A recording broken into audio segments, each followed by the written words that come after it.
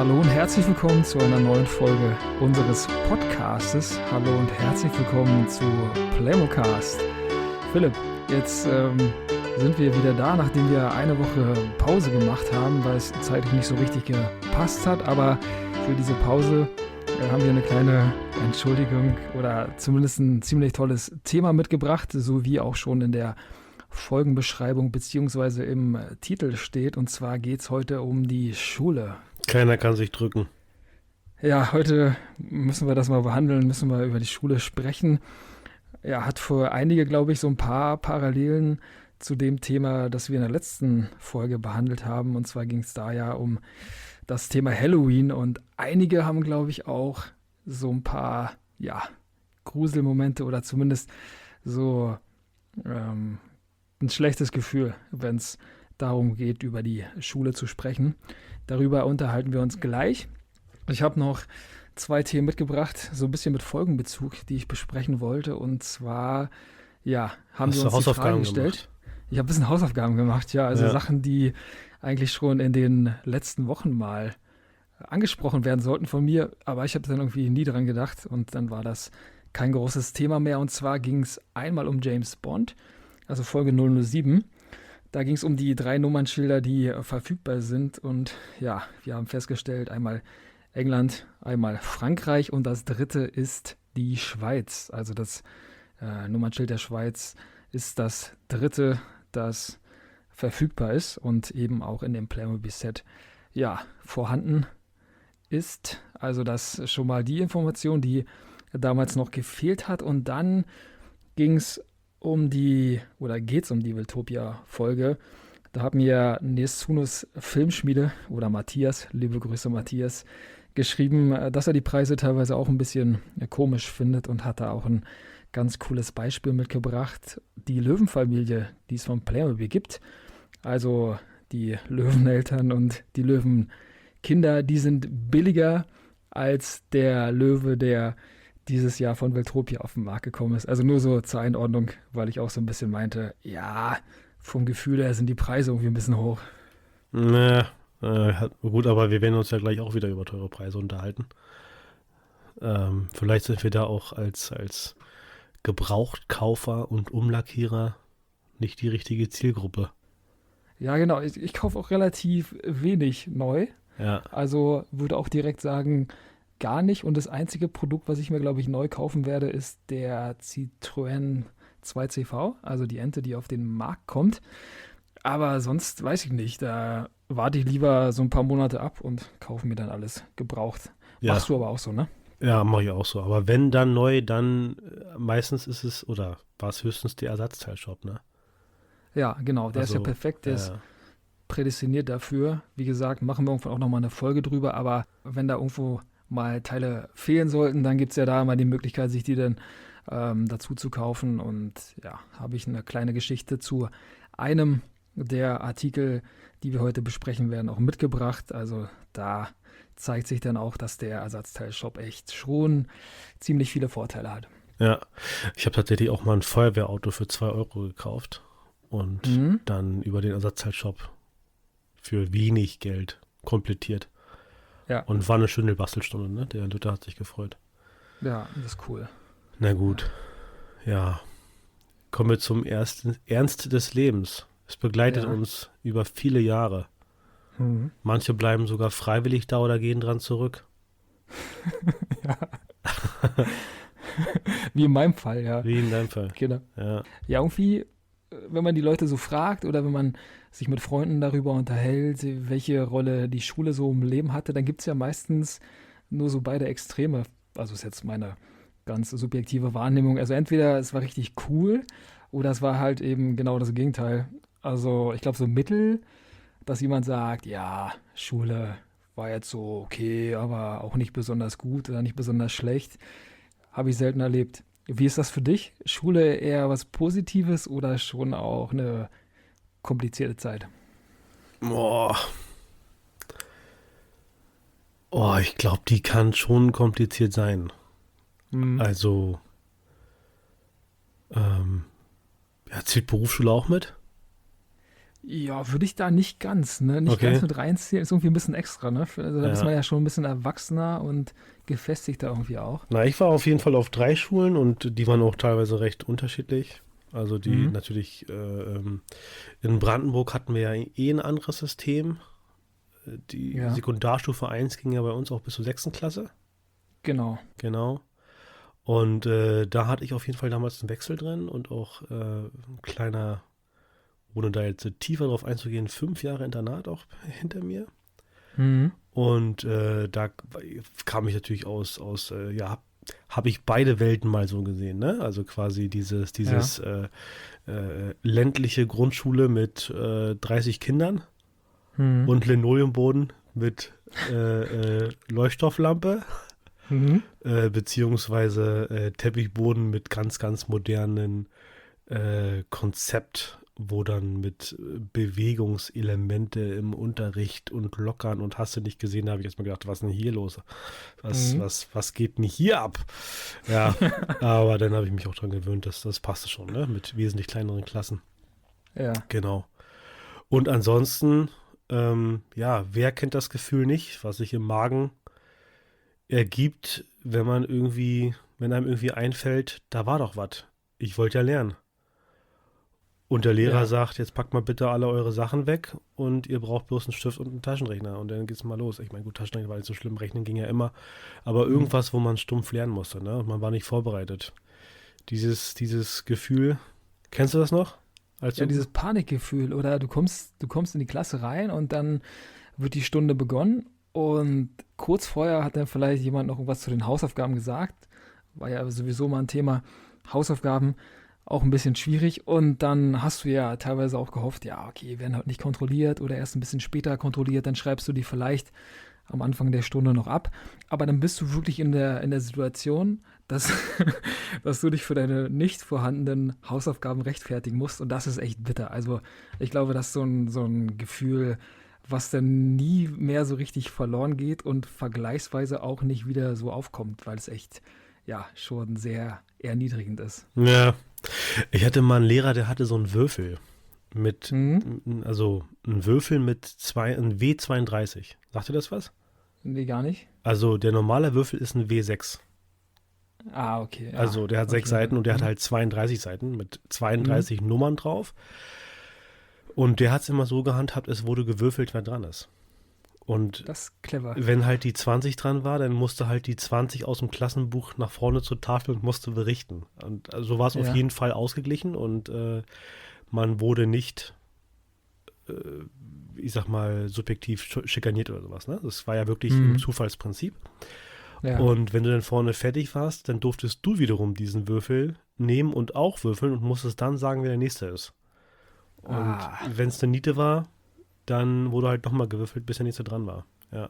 Hm. Dann kannst du dir ausrechnen, wie wahrscheinlich das ist, dass du drankommst.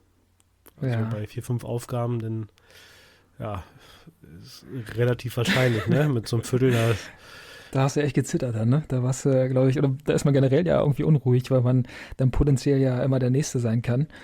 Und das ist schon, ja, aber unruhig bist du ja nur, wenn du es nicht hast. ja, okay, schon. Oder wenn du da vielleicht die Aufgaben abgeschrieben hast und dir irgendwie nicht so richtig sicher bist, ob das alles einen Sinn ergibt. Und dann musst du die vielleicht auch erklären, musst Ja, dann erzählen, wie du zu dem Ergebnis gekommen bist. Das kann natürlich auch ärgerlich sein. Am besten ist natürlich, man hat die gemacht, aber ja, wie viele haben damals ihre Hausaufgaben regelmäßig gemacht? Also auch eine schwierige Sache. aber du hattest doch eigentlich die Zeit. Ja, immer, klar. Ja, Nach nur 300 Metern Fußweg hättest du doch das die Zeit stimmt. gehabt, ne? Der eigentlich Naja, schon. gut, Schulerinnerungen, wir werden sicherlich noch welche haben im Ja, weiteren Verlauf. Lass uns doch mal einmal in das erste Set rein gucken. genau. Und da haben wir was rausgesucht. Und eigentlich nicht ein Einzelset, Mhm. sondern doch, ist ein Einzelset. Große Schule mit Einrichtung. Ja, schon, aber besteht aus mehreren Elementen. Von daher vielleicht kein Einzelset im klassischen Sinne, aber so als Artikel schon, ja. Ja, als Artikel ja, schon, genau. Aber es ist natürlich eine Menge dabei, ne? Ist die Produktnummer 9453. Ja, da gibt es ganz, ganz viel Farbe, Das muss man schon mal sagen. Ja, du musst natürlich auch, die Schüler sollen sich ja auch an der Farbe dran orientieren können, in welcher Etage sie sind, dass sie es leicht haben. Ja, ja, aber wieder hier ein Problem. Für alle, die das Set jetzt nicht vor Augen haben, das ist ein Schulgebäude mit der ersten Etage oder ja, mit dem Erdgeschoss, das komplett mit grünen Wänden ausgestattet ist, von innen und von außen. Und keine Ahnung, ist wieder dieses Playmobil-Grün. Jetzt muss ich wieder ein bisschen ätzen und sagen, boah, was für eine schlimme Farbe. Und ich glaube, das Produkt ist relativ neu, ist von 2018, wenn ich mich nicht irre. Also ja, das ist schon mal ein Kritikpunkt. Grüne Wände, rote Fenster, aber ansonsten gibt es da ganz, ganz viele positive Sachen, die uns bei diesem Set, glaube ich, auffallen. Naja, auf jeden Fall entsteht ja gerade, in der ersten Etage ist ja auf dem Produktbild unten auch der Bio-Unterricht. Mhm. Und ja, auf den ersten Blick erkennt man alles, was man so haben will. Und die haben auch wieder ein Skelett hingestellt, so als Anschauungsmaterial, ne, für die Biologie. Aber guck mal, wo das Fenster ist. Ja, Also, da kommt nur Licht rein, da kann man nicht rausgucken. Ne? ja, genau. Es ist quasi fast schon so ein Oberlicht, ne? Also das Fenster ist Ja. oberhalb der Figuren und eigentlich können die aus dem Unterricht gar nicht rausgucken. Außer halt schräg oben, hoch in den Himmel. Ja. Ist da eigentlich ein bisschen unglücklich gelöst, ne? Hat er so ein. Ja, ist vielleicht gut für den Fokus der Schüler, aber ist, glaube ich, auch ein bisschen irritierend, wenn du in so einem komplett geschlossenen Raum sitzt. Ja, Also, und nach also hier Bildarbeitsplatzverordnung, ja, weiß man natürlich auch, dass das Licht nicht von vorne kommen soll, ne? ja, Ja. stimmt. Oder? Oder nicht? Ja, ist so, ja. So. Hm. Wie ist denn das eigentlich im Unterricht, in den Unterrichtsräumen? Gibt es da eine Norm für? Das weiß ich gar nicht. Das kann ich dir gar nicht sagen. Ich weiß nicht, wer das so konzipiert oder wer so Schulgebäude erstellt. Da wird es irgendwelche Richtlinien geben. Also ich denke mal schon. Aber wenn ich mich an alle Schulen, es waren jetzt nicht so viele, erinnere, die ich so besucht habe, dann war das schon eigentlich relativ häufig so, dass irgendwie doch in jeder Himmelsrichtung ein Klassenzimmer war.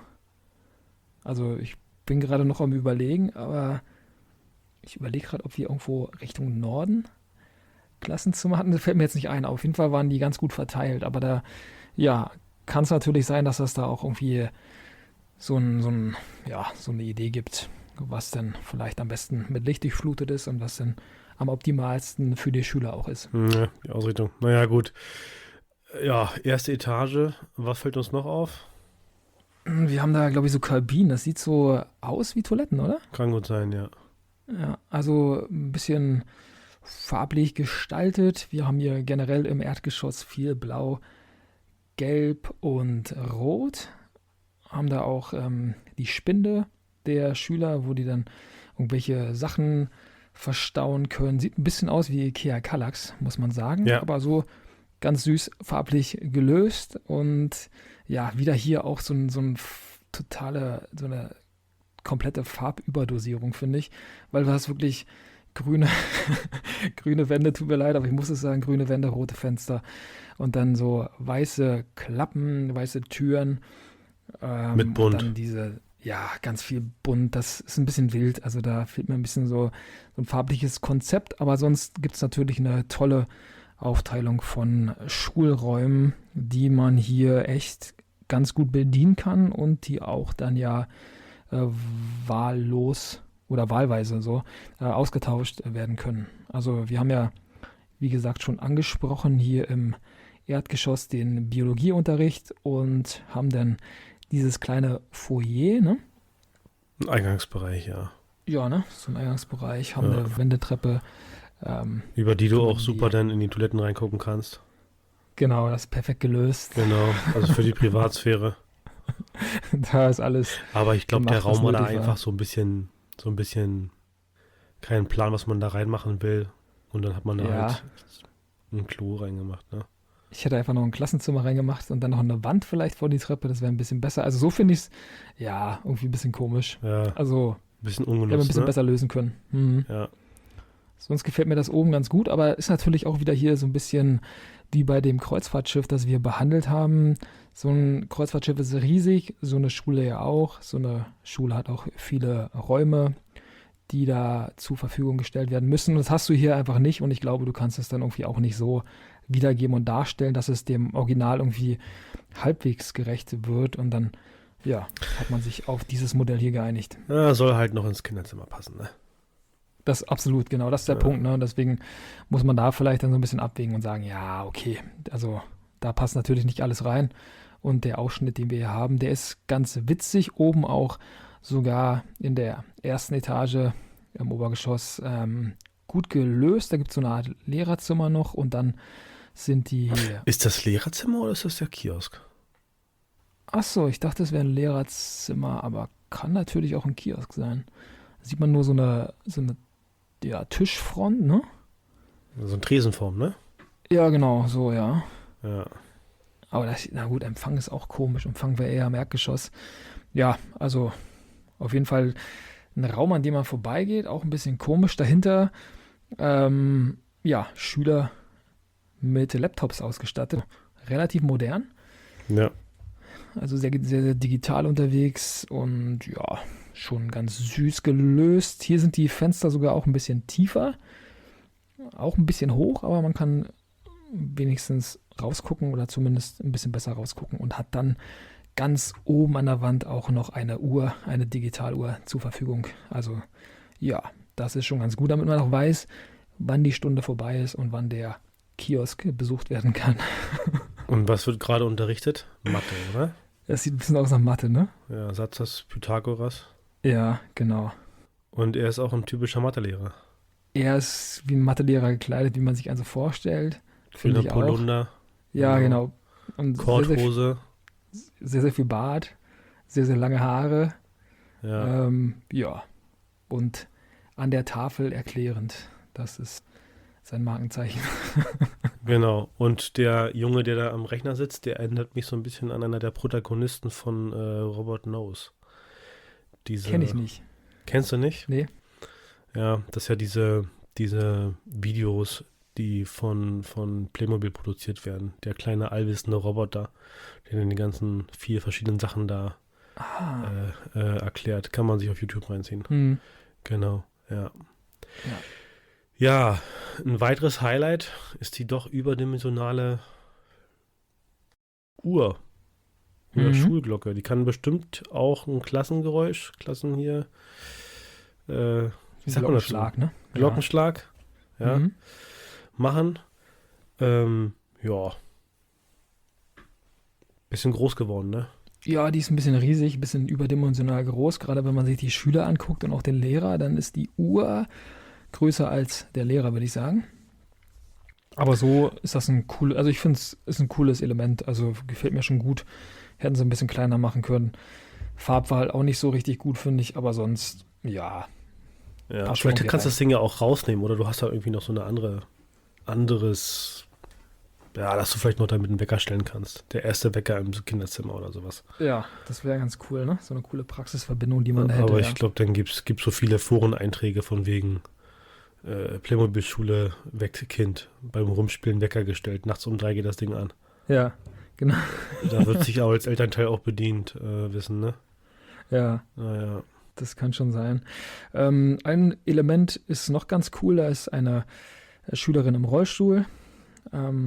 Also ist die Schule auch barrierefrei gestaltet, kann man glaube ich sagen. Also das ist ein cooles Detail, dass da ein bisschen Inklusion auch stattfindet. Und dann haben wir ja, einen Platz für den Müll. Also wir haben da einen Mülleimer mit dabei, auch ein süßes Detail. Und wir haben Fahrräder mit dabei, mit denen die Schüler dann bestimmt zur Schule fahren und worauf sie sich noch viel mehr freuen, dann auch wieder nach Hause.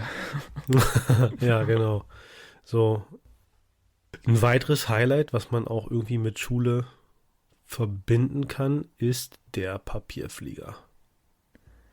Genau, der ist auch dabei, der darf nicht fehlen. Ja. Genau, und unten Verbogen im Erdgeschoss, ne? Der dann da. Genau. Ja. Also ist schon ein süßes Set, wie gesagt, die Farben, aber das ist ja halt komplett subjektiv. Geschmackssache. Genau, absolut, ja. Genau, das Ganze kostet jetzt, so wie es ist, in diesem Set, Produktnummer, wie gesagt, 94,53, 159,99 € und das ist schon, ja, eine ganz schöne Marke, ne? Aber weißt du was, Lars? Hm? Ich hätte eine Idee, wie du es günstiger kriegst. eBay Kleinanzeigen? Nein, du könntest ja noch einfach sagen, ich will aber auch noch die Erweiterung vom Klassenzimmer fürs Schulgebäude haben. Mit der Produktnummer 9809 und Okay. nochmal 15 € drauflegen. Ja. Ja, das stimmt, ja. Ja, da gibt es ein kleines Problem, ne? Da müssen wir von einem kleinen Problem sprechen, was wir hier bei dem Set dann haben. Das ist ja bloß eine Feststellung. Also du Ja. kannst dieses noch dazu kaufen Ja. und wenn du dann noch ein kleines Unterrichtsset damit zuholst, Mhm. dessen Namen wir jetzt gerade nicht nennen, weil wir es gleich im weiteren Verlauf vorstellen werden. Mhm. Ich glaube auch nochmal 15 € oder sowas. Ja. Dann bist du ja schon bei etwas mehr Geld, Mhm. aber ist ja kein Grund, das auszugeben. Du kannst ja sparen, indem du das große Bundle kaufst. Genau. Das Bundle Große Schule, Playmobil-Schule, mit der Produktnummer PM 1911. Mhm. Große Schule mit Klassenerweiterung und Unterrichts sowieso für 140 €. Du musst eigentlich die Erweiterung kaufen. Wer kauft denn auf der Homepage oder auf playmobil.de dann auch die normale Schule? Ich denke mir auch so, Leute, was soll das? Also ich verstehe es einfach gar nicht und denke mir so, also die Schule mit Erweiterung ist billiger als die Schule alleine. Was ist das für eine Firmenpolitik? Also habe ich nicht so ganz verstanden. Ja. Ist natürlich dann auch die Frage, wie lange das schon reduziert ist und wie lange der Preis dann wirklich so günstig ist. Also das ist auch sehr, sehr merkwürdig. Also komisch. Wie gesagt, nochmal zum Vergleich. Die Schule kostet einzeln 160. Das Klassenzimmer kostet 15 ungefähr. Also hätten wir dann 175 und wir haben das Bundle, das 140 € kostet. Also wie gesagt, 20 € billiger als die große Schule mit Einrichtung. Das ist komplett, Nee, das reicht ja. Ja, genau. das ist komplett merkwürdig einfach. Ja. Also, Naja, hätten sie gesagt, du kriegst die Erweiterung, das zusätzliche Klassenzimmer und einen zusätzlichen Unterricht auch für 160, hättest du ja gesagt, okay, ja, dann hättest du es auch Ja. noch genommen, ne? Aber so musst du es ja tatsächlich Ja. kaufen. ich weiß auch nicht, Naja. was das soll. Also, Aber gut, was soll's, wir können es nicht ändern, wird alles Sinn machen. Ist halt eine Promophase, keine Ahnung. Sollte irgendwie 25% dran stehen, jetzt sind halt 25% drin. Genau. Ja, es war aber nicht die einzigste Schule, die wir in der Vorbereitung rausgesucht haben. Wir haben noch eine. genau, wir haben noch ein bisschen mehr dabei und zwar aus dem Jahr 2009, also auch schon ein bisschen älter. 2009 auch so eine Zeit, in der die Farben immer ein bisschen komisch waren, aus meiner Sicht zumindest, und die Gestaltung auch. In dem Set geht es eigentlich. Wir haben eine große Schule mit Einrichtungen dabei, auch wieder auf 2 Etagen und ja, alles, was wir, glaube ich, so brauchen für das Alltagsgeschehen der Schule und natürlich ist die Uhr hier wieder dabei. Die darf nicht fehlen und ist hier auch ein bisschen klassischer gestaltet. Klar, das Set ist ein bisschen älter, aber ja, ich finde schon eine sehr, sehr coole Darstellung. Philipp, gefällt es dir oder fehlt dir hier irgendwas oder gibt es hier irgendwie Sachen, die du nicht so magst? Prinzipiell finde ich das Set fast cooler. Einfach weil dieses X-Verbinder-System ist und ich glaube, das kannst du, glaube ich, auch relativ gut erweitern, Ja. ne? Also Ja. das, glaube ich, lässt sich besser machen. Ich finde, die Uhr passt besser rein.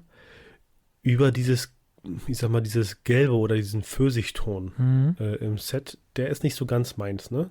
Wo jetzt diese Querstreben damit gemacht sind oder ein paar der Wandelemente, dieses klassische Weiß gefällt mir doch irgendwie besser. Ja. Ansonsten viel Glas mit bei. Ich sehe hier auch einen Erdkundeunterricht. Ein paar Schränke direkt eingelassen in die Wände, so wie man es kennt. Ja, einen Erdkundeunterricht haben wir ja auch auf der linken Seite. Man kann so ein bisschen das Skelett da sehen. Auch an Sicherheit. Biologieunterricht meinst du, ne? Es gibt schon mal. Wie bitte? Genau. Genau, Biologieunterricht. Und siehst du den Feuerlöscher? Ja, der ist auch dabei. Ja. Also das ist auch so ein bisschen, Ja. ne? Genau. Ja, Treppe. Ich finde, die WCs sind, oder die Sanitärbereiche sind besser Ja, gelöst. viel besser. Unten rechts. Ja. Und auf unten links hast du so ein bisschen so eine Art Whiteboard, ne? Oder so ein schwarzes Genau, Brett. ne? So ein Ja, schwarzes Brett. Informationsort, genau. Ja, genau. Ja, Ja. Also ich glaube, ich finde es ganz cool. Ich weiß nicht, ob es dafür noch eine Etagenerweiterung gab. das weiß ich auch Oder nicht. ob du mit einer zweiten Schule und ein bisschen Würfeln zusammenschmeißen, ob du da das noch ein bisschen größer hinkriegst, aber kann ich mir gut vorstellen, dass es klappt und dann, ja, finde ich es eigentlich nicht Ja, also ich verkehrt. denke schon, dass man das richtig gut erweitern kann. Dann kriegt das ein bisschen größer. Also es ist ja wirklich dieses optimale Stecksystem. Ja, finde ich auch besser gelöst eigentlich. Ich finde den Gelbton sogar relativ angenehm, mag den Rotton des Daches dafür aber nicht, aber das ist auch wieder Geschmackssache. Okay. Bei diesem Gelbton, da sind wir wieder bei diesem Eiswagen, ne? Ja, stimmt, genau, so ein bisschen Aprikot-mäßig, ne? Ja, Genau. ja. Aprikot. Der Eiswagen ist übrigens immer noch ein Highlight, also irgendwann werde ich mir den, glaube ich, kaufen. Gönn dir. So, und somit das erste Ereignis, das man hat oder hatte, wenn man an die Schule denkt, ist, glaube ich, ein Ereignis, das wir auch nicht wieder vergessen werden. Ich glaube, jeder hat da noch so ein bisschen Erinnerung dran. Wir sprechen jetzt von der Einschulung und natürlich hat Playmobil aus dem gleichen Jahr, aus dem die Schule ist, nämlich aus dem Jahr 2009, auch noch ein Set mitgebracht. Da geht es um das Set mit der Produktnummer 4686, der erste Schultag. Ja, darf natürlich nichts fehlen. Die große Schultüte. Also Ja. besser geht's nicht, finde ich. Ich finde es auch richtig süß dargestellt. Ich mag beide Figuren, ich mag beide Schultüten, ich mag die Mützen. Ich finde es komplett süß. Die Schleifen an den Schultüten sind richtig süß. Also sehr viel Liebe zum Detail. Da habe ich irgendwie gar nichts dran auszusetzen. Finde auch cool, dass sie ein bisschen Varietät in die Schulranzen gebracht haben. Also unterschiedliche Farben, unterschiedliche Gestaltung der Schultüten. Also alles toll gemacht. Gelb und blau, ne? Genau. Ja. Ja, mich holt es gar nicht so sehr ab. Ich habe aber auch jetzt auch nichts dran auszusetzen, ne? Irgendwie ist es aber nichts, was mich so jetzt direkt anspricht, wo ich denke, oh Mensch, ist ja total cool. Ja. Also das, ist nicht so ganz meins. Aber Schultüte, kannst du dich noch dran erinnern, was bei dir drin war? Lass mich raten. Süßigkeiten auf jeden Fall ganz, ganz viel. Ich weiß nicht mehr, was im Ja, Detail. und so ein Schulzeug. Schulzeug, genau, Hefte so ein bisschen und so. Hefte und auf jeden Fall Füller, Radierer, genau, Bleistifte, Buntstifte waren auf jeden Fall drin, das weiß ich noch. Und natürlich ganz, ganz viel Süßigkeiten, ja. Ja, was für ein Tausch, ne? Ja, Ja. Man tauscht die Freiheit im Kindergarten gegen das Ernst des Lebens. soll natürlich ein bisschen verlockend sein durch die Schokolade, aber wir alle wissen, den Kindergarten haben wir dann nie wieder zurückbekommen. Da ging dann langsam so der Ernst des Lebens los, wo es dann um Leistung geht oder ging. Und das Ja. war dann schon eine andere Geschichte als im Kindergarten, finde ich. Genau. Naja, wollen wir den Übergang wagen? Ja, leg mal los. Wir haben jetzt mal erste Stunde. Und erste Stunde ist, fangen wir direkt an mit dem Chemieunterricht. Ich finde den Lehrer gut gelungen. Ja, Produktnummer 9456. Wenn man es nicht ranschreiben würde, würde man doch sofort auch wissen, worum es da geht, oder? ja, ist sehr, sehr offensichtlich, ne? Ich glaube, im Chemieunterricht, der hat ja so viel charakteristische Elemente, dass man sich da, glaube ich, nicht vertun kann. Und da weiß man relativ schnell, in welchem Genre man sich befindet. Und ja, auch wenn das hier nicht so schwer war, finde ich, den darzustellen, haben die das hier richtig toll gemacht. Haben alle möglichen Elemente des Unterrichts, auch, glaube ich, Elemente, die wir aus dem damaligen Chemieunterricht noch kennen, richtig gut dargestellt. Und ja, finde ich einfach cool. Ja, der Lehrer ist so ein bisschen ein verrückter Professor, ne? Ja. Schutzbrille und soll ja so einen langen weißen Chemieunterrichtskittel Mhm. darstellen. Ich finde diesen Arbeitstisch finde ich richtig gut gemacht, ne? Wenn man Ja, mal so ja, guckt, ja. mit so, also seitlich dann so ein Waschbecken mit dabei, du hast irgendwie die so Oberfläche von diesem Arbeitsplatz ist auch so gekachelt, Mhm. damit man auch schön alles wegwischen kann, wenn man da Ja, Quatsch gemacht hat. Wir haben einen top umgesetzten Erlenmeyer-Kolben. ja. Das ist doch hier, ja genau, Erlenmeyer-Kolben. Und wie heißt das andere Ding? Hier ein Gasbundenbrenner, ne? Ein Bundesbrenner, Gasbrenner? ja. Und dann gab es doch, wo sind denn wie hießen diese Schalen? Ich überlege gerade. Petrischale. Genau, die Petri-Schalen, genau. Was sind die dabei? Ich weiß gar nicht. Ja, Die waren doch, dann, vorne auf dem Tisch, auf dem Tisch von dem Schüler. Der okay. macht da gerade irgendwie was Blaues. Auf jeden Fall hat er einen Mörser in der Hand, den man richtig gut erkennt. Der ist da gerade am Stampfen, genau. Ja, ja. Genau. Und dann haben wir natürlich auch die Grillzange, die natürlich jetzt hier nicht für das Fleischwenden dabei ist. Aber man weiß es Ja, nicht. ja, man weiß es nicht. Und ja, so eine Art Aufhänger, ne? Hinten mit so einem Chemiebauplan, also wo du halt gucken kannst, wie muss das Mhm. zusammengebaut werden. Ja, Finde ich auch ein ganz schönes Detail. Kennt man ja ja. sonst aus diesen Europol-Polizeisets oder sowas, wo dann Mhm. draufsteht oder irgendeine Karte drauf ist oder so. Bei der Fahndung. Bei der Fahndung, ja. Genau. Ja, eine Landkarte oder sowas. Also finde ich schon gut gemacht. Ja. Und ja, auf dem Lehrertisch darf es natürlich nicht fehlen.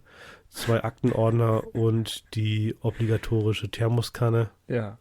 Highlight. Ja, Ja. ist ein Highlight. Ja. Ja. Wirst du in deinem zukünftigen Lehrerleben auch eine haben? Absolut, ja. Vielleicht in Blau oder in so einem Petrolgrün. Mhm. Aber egal. Rot ist natürlich auch cool. Ich habe mir damals auch so ein paar Thermoskannen beim Ersatzteilshop nachbestellt. Da kriegt man ja alle möglichen Artikel. Und die hier war auch dabei. Deswegen finde ich es irgendwie ganz witzig, die jetzt gerade Ich zu habe die sehen. auch. Ja. Ich habe die auch. Ja, ja. Ja. Aber ich habe sie mir nicht extra nachgeholt, weil ich dann noch 3 andere Farben haben wollte oder sowas. Hm, hm. Naja. Nochmal ganz kurz zu der Arbeitsfläche. Die sah ja damals bei uns im Chemieunterricht genau so aus. Also wirklich exakt gleich diese Arbeitsfläche, Kacheln Ja. und rechts dann dieses Waschbecken. Also viel besser hätte man es jetzt nicht machen können. Also sehr, sehr viel Liebe zum Detail, muss man hier echt sagen. Da geben wir mal richtiges dickes Lob an Ja, die auf jeden Fall. Also Produktgestalter. Ja. besser geht's nicht. Auch schöne Farben. Ich finde die Blautöne toll. Also der Tisch des Schülers ist ein Traum, finde ich. Die Stühle sind richtig cool. Also das ist echt ein Highlight-Set, finde ich. Und ich glaube, die Brille, diese Schutzbrille, die der Lehrer da aufhat, die nimmt er auch zum Rennradfahren. Die nimmt er auch zum Rennradfahren, genau. Ja. Und wenn er Das- seinen weißen Kittel auszieht, dann kann er sich auch noch irgendwie so ein M-T-Shirt anziehen und dann macht er mit bei den, wie heißen die nochmal hier? Bei der Robo-Gang Ja, von, ich habe den Namen vergessen, hilf mir mal kurz. fällt mir auch gerade nicht ein. Ja, die Special Forces da. Egal. Ja, so, Chemieunterricht ist durch. Alles, was wir machen wollten, ist produziert. Wir haben ordentlich heiße Luft und Stinken und Qualm gemacht. Mhm. Jetzt wird Zeit, etwas kreativer zu werden. Wir gehen in den Kunstunterricht. Eigentlich nicht nur so Kunstunterricht, ist doch noch ein bisschen mehr, oder? Ja, ist auch so ein bisschen Basteln, ne?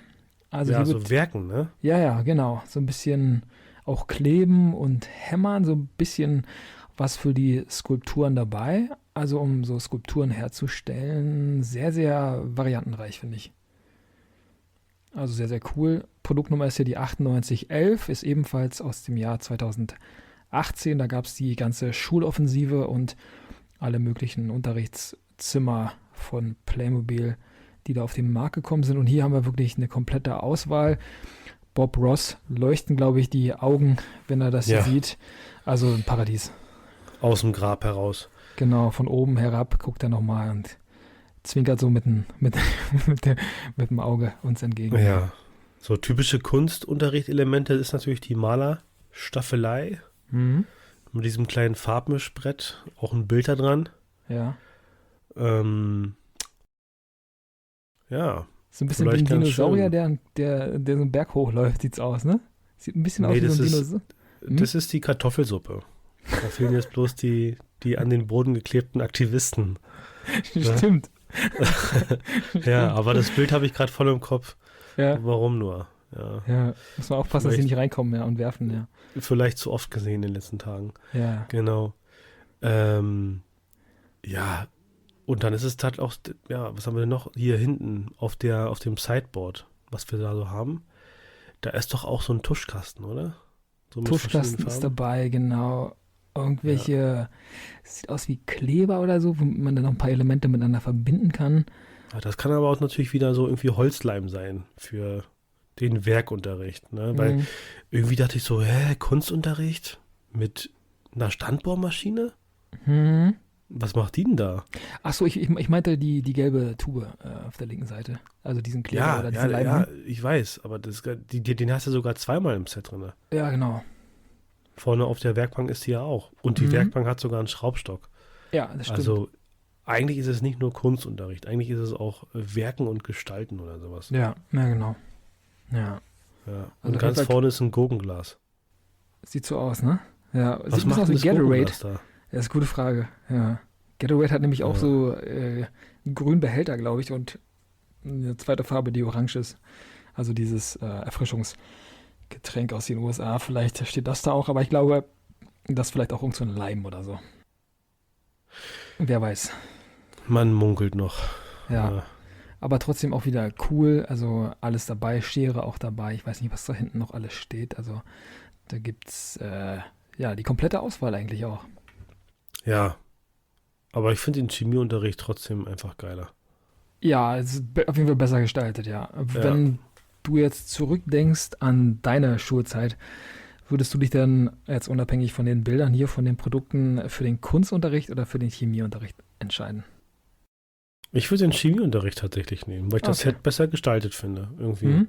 Aber jetzt Und unabhängig davon, so wenn du an deine Schulzeit denkst, hast du lieber Chemie gemacht oder lieber Kunst? Chemie war jetzt nicht, also, naja, es gibt natürlich total interessante Aspekte im Chemieunterricht, Mhm. aber eigentlich war mir das immer zu blöd. Wir auch, ja. Ich habe es auch nicht so richtig Also, so verstehen wollen auch. irgendwelche Kohlenstoffatome dann zählen müssen und so. Ja. Und dann irgendwie das und das reagiert damit und wie machst du das zusammen und daraus wird dann das und das. Mhm. Da hat es auch einfach nicht gereicht bei mir für. Ich war Ja, dann doch das irgendwie ging eher mir so auch so, ja. für weiß ich nicht, Naturkunde oder was. Ich meine, aber Chemie war da außen vor. Dann lieber Mhm. Bio.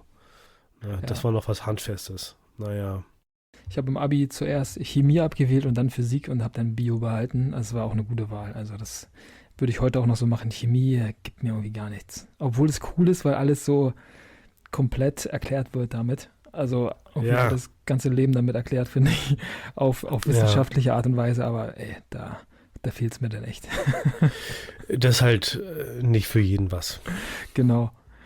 Was aber Genau. ein bisschen besser war und was ich früher geliebt habe und auch mein Lieblingsunterricht neben Sport und Geschichte war, ist der Geografieunterricht. Also da habe ich mich wirklich, gerade so Topografie und so, ist echt mein zweites Wohnzimmer.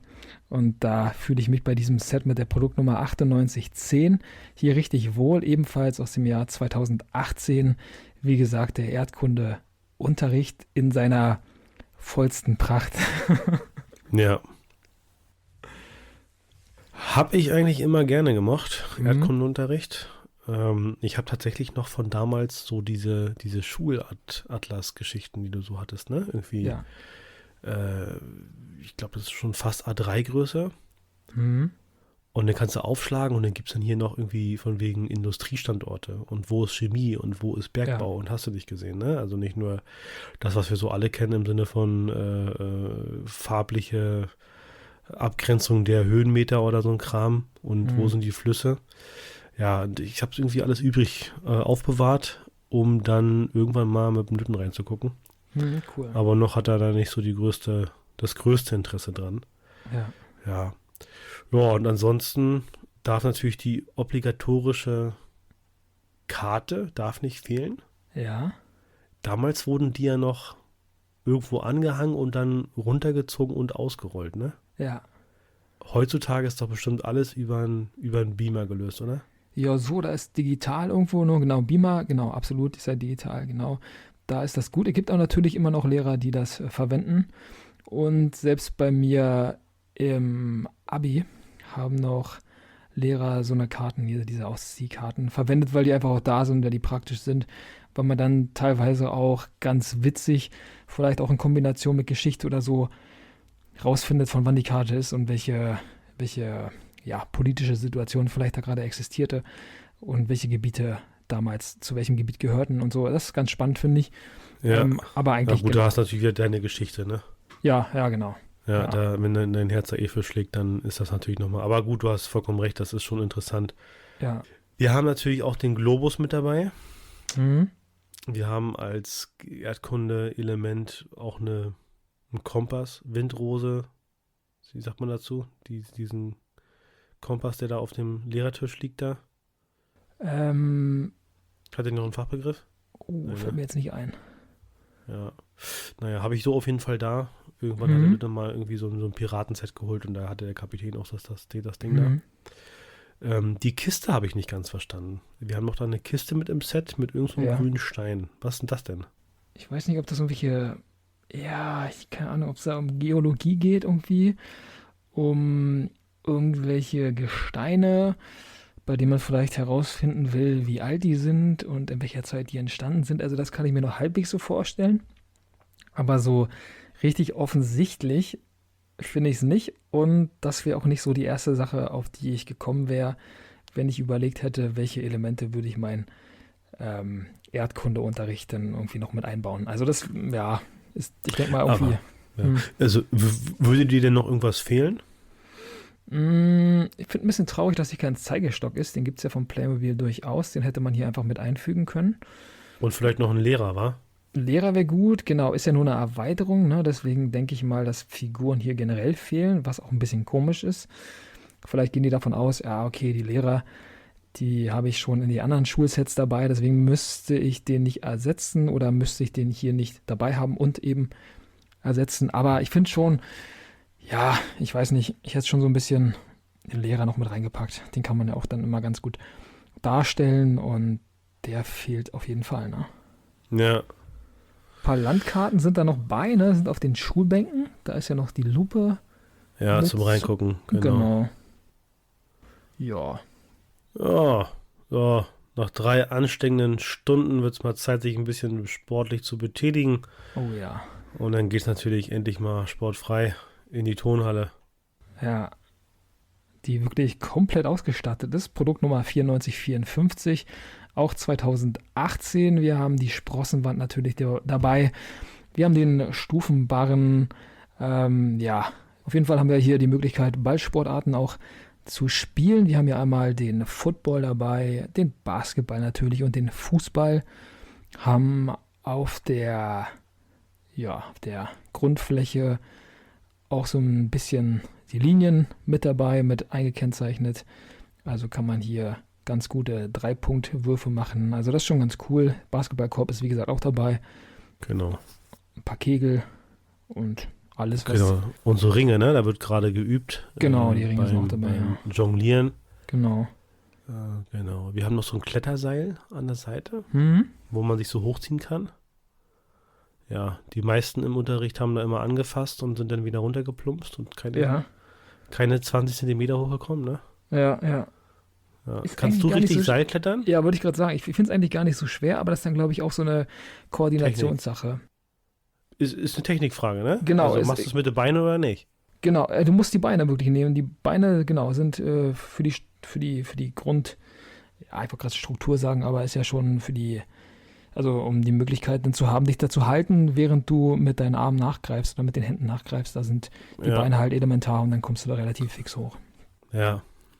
Aber du hast ja eh Arme wie andere Beine haben und kannst nur so hochziehen, ne? Kann sein. Ja. Okay, 2 Elemente, wo wir jetzt noch nicht drauf eingegangen sind. Wir haben oben drüber so eine Art Punktezähler, ne? Wo man hier Mannschaft A, Mannschaft B, also Mannschaft B hat, Ja. wo du dann nochmal irgendwie in einem sportlichen Wettbewerb beim Ballspielen, keine Ahnung, da noch so ein bisschen machen kannst. Hätte das Set das gebraucht oder sagst du, ja, ist schön, dass es da ist? Ja, ich finde also vielleicht Gebrauch nicht unbedingt, aber du hast ja wirklich fast in jeder moderneren, auch in den älteren Turnhallen, glaube ich gehe gerade so ein bisschen durch, aber meistens so eine Anzeigetafel mit dabei. Gäste Und und Haus, ne? ja, sowas, genau, genau. Ja. Nutzt du für den Sportunterricht, glaube ich, selten. Kannst du natürlich dann optional machen. Da gibt es Das doch sind, eher so diese umklappbare Dinger da, weißt du? ja, genau. Ja, Genau. die gibt's auch. Und immer der muss das gerne bedienen, der gerade krank ist und auf der Bank Genau. sitzen muss. Oder der sein Sportzeug vergessen hat, ja. Ah Ja, ja, genau. Turmbeutelvergesser. Ja, aber sonst Ja. ganz cool natürlich Wettkampf und ja, so Leistungsvergleich ist, glaube ich, im Sportunterricht ja für die meisten dann doch schon elementar und wichtig. Gerade für die Jungs war das, glaube ich, immer so, sehe ich auch immer, dass Wettkampf einfach bei jedem irgendwie noch was anderes auslöst und dass man da wirklich noch auf ganz andere Level kommt. Also ist ganz, ganz witzig, ja. Ja. Ja, letzte Anmerkung zum Set. Die Umkleide vorhanden, Das ist aber hier eine Umkleide, ja, stimmt, ne? Oder ist das es der ist eine Umkleide. Reserveraum des Nee, es ist Lehrers? nicht der Putzmittelraum. Okay. Nein, du siehst ja hinten auch diesen Rucksack, der dann oben drinne ist und eine Sporttasche Hm. unten. Ja, also nichts für Also, Boris Becker. nee, nee, nee. Also rein formal jetzt für den Zuhörer kann man ja sagen, es ist letztlich nur eine Ecke, die nicht größer sein wird als 6 mal 6 Zentimeter Hm, im, ja, im Quadrat.